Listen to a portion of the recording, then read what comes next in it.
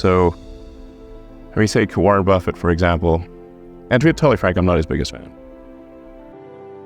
All alternatives have a future, that they are the future over time, but you can't change the world, the base of the world. I mean, you've got 260 million vehicles on the road or whatever number it is in the United States, and I don't know how many around the world. And they're not changing what they use tomorrow.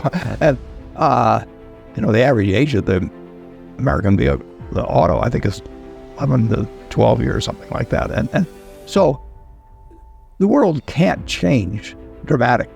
And anybody thinks you can change energy sources 10% in a year. It just doesn't work that way. But the world is going in the right direction in terms of working toward a minimization of carbon.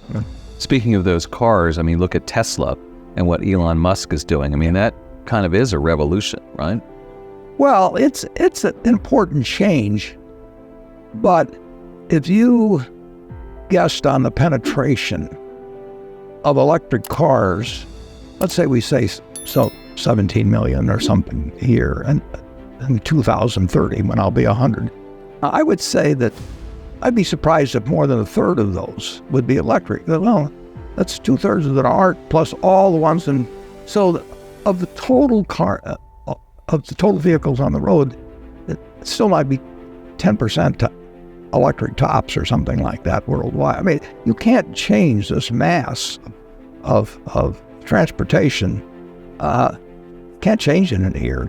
It is changing. It should change. But in terms of just the math of replacing, if we said we're going to junk all the cars we have, well, the economy would stop. I mean, we can't produce we couldn't replace them.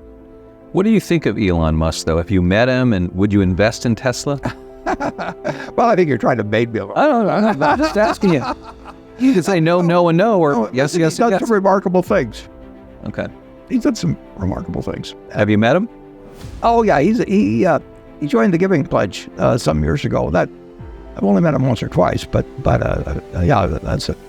I've talked with him, but not for quite a while. And would you invest in Tesla? No. Okay. Elon Musk says that Tesla will start to offer insurance for its cars and can price it better than a typical insurance company because of the data it collects from all the vehicles on the road. You've talked about the threat of autonomous vehicles on the insurance business, but what about the threat to Geico of automobile companies themselves getting into the insurance business? And on a very similar topic, Tesla recently announced that they're shifting to an online-only sales model, and several traditional auto dealerships are also reducing their property holdings as car buyers increasingly use smartphones and the internet to shop for cars. What does this portend for Berkshire Hathaway Automotive? Yeah. Actually, General Motors had a company for a long time called Motors Insurance Company, and various companies have tried it. I would say that the success of the insurance company, of the auto companies getting in the insurance business, are probably about as likely as the success of the insurance companies getting into the auto business. I worry much more about Progressive than all of the auto company possibilities that I could see in terms of getting an insurance business. It's not an easy business at all. And I would bet against any company in the auto business being any kind of an unusual success. The idea of using telematics in terms of studying people's driver's habits, that's spreading quite widely, and it isn't important to have data on how people drive, how hard they brake, how much they swerve, all kinds of things. So I don't doubt the value of the data, but I don't think that the auto companies will have any advantage to that. I don't think they'll make money in the insurance business. Using the internet to shop for cars is like, using the internet for shopping for everything. It's another competitor, and there's no question that people will look for better ways. Now, the gross margin on new cars is about 6% or thereabouts. So there's not lots of room in the game, but that will be a method, and that will sell some cars, and that there are, it's another competitor. But I don't think it destroys the auto dealer who takes good care of the customers and is there to service the customer. And it's not an overwhelming threat, but it's obviously something that's going to be around and will sell some cars. If you look at the leading candy bars, for example, for the last 50 years, I think you'll find Snickers on top, and then you got M&M's. You got two types, so they don't combine the peanuts with the ones. But I think they're number 2 and 4, and Hershey's in there number 3 or something of the sort. I can't take them on. I don't think Elon can take them on.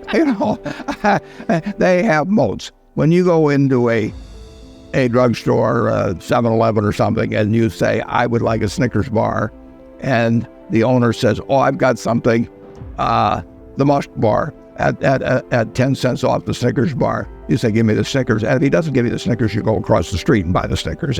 The brands are moats, obviously. And if you try to, this product is selling, to hundreds of millions of people who want Coca-Cola. If you say, I'll sell you something for 2 cents less, or I've got some celebrity's name on it. They actually, Richard Branson tried Virgin Cola in the United States about 15 or 20 years ago. And a million others have been tried. So I don't really have the same urge to produce automobiles that he apparently has to produce candy, but I don't suggest that he take on Snickers. You're taking me literally and stepping away from the real story here, which is kind of this war of words between you and Charlie and Elon. And I just want, do you even know Elon Musk? I've never said anything negative about Elon. You're baiting me a little bit to do it. I am. But I've never, people like his car and everything, but somebody mentioned that now he's talking about financing. There's something this morning about that. I thought I heard that. Yes, well, actually, Andrew just read some headlines where it looked like Tesla may be going back to market and to pick up some additional financing. I'm not entirely sure. All I heard was the headline. That's what I call a counter revelation. I'm trying, because I think it was just a few days ago they said they wouldn't need financing. But he's trying something to improve a product, and I salute him for that. And the American public will decide whether it's a success, and it's not easy, So it's probably easier to develop a new car than to compete with Snickers. But some products have terrific moats, probably Elmer's glue does, WD-40. There's just certain things that you are not much inclined to be dissatisfied with and see. And I would say that incidentally that the iPhone, has a terrific moat. People that have an iPhone, or maybe have some other phone, but they want to continue with the product that they've got. They want the new version. It's just easier for them. They learn how to do everything, and their life's built around it and all of that. And moats are very useful. Costco has a moat in people's mind. Amazon can raise the price of Prime, 20%, and you can't do that unless you build something within that image of the Amazon Prime that's based on reality that you're going to get a lot for your money and you're going to want to use it, and then you can raise prices $20. But if you're selling, some commodity product, you can't do that. You need a moat. Elon Musk this week on his Tesla earnings call said the following, quote, I think moats are lame. They are nice in a sort of quaint vestigial way, and if your only defense against invading armies is a moat, you will not last long. What matters is the pace of innovation. That is the fundamental determinant of competitiveness, unquote. So Warren, it seems the world has changed. Business is getting more competitive, pace of innovation, technology is impacting everything. Is Elon right? Elon says a conventional moat is quaint, and that's true of a puddle of water. And he says that the best moat would be to have a big competitive position, and that is also right. It's ridiculous.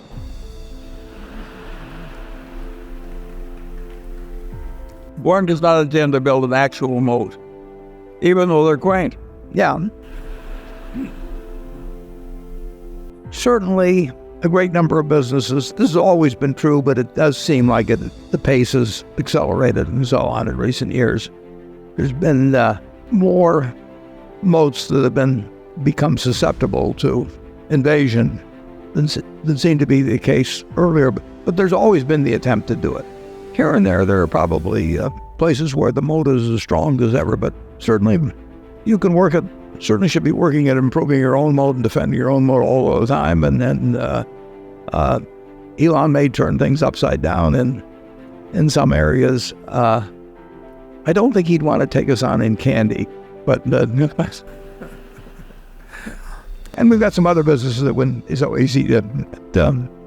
You can look at something like Granimals out there in the other room, and it won't be technology that takes away the business and Granimals. It may be something else that catches the young kids' fantasy or something, but there are some pretty good moats around. Being the low-cost producer, for example, is a terribly important moat. And something like Geico,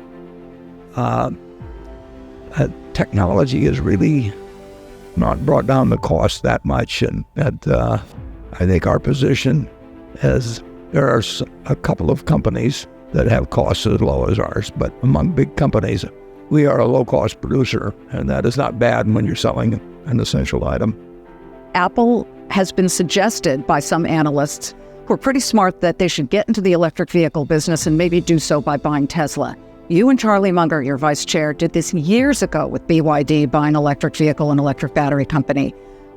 Would you suggest that Apple get into, or would you support it if they bought it? Well, I would support what Tim Cook does, but I think it would be a very poor idea to get into the auto business. It's not an easy business.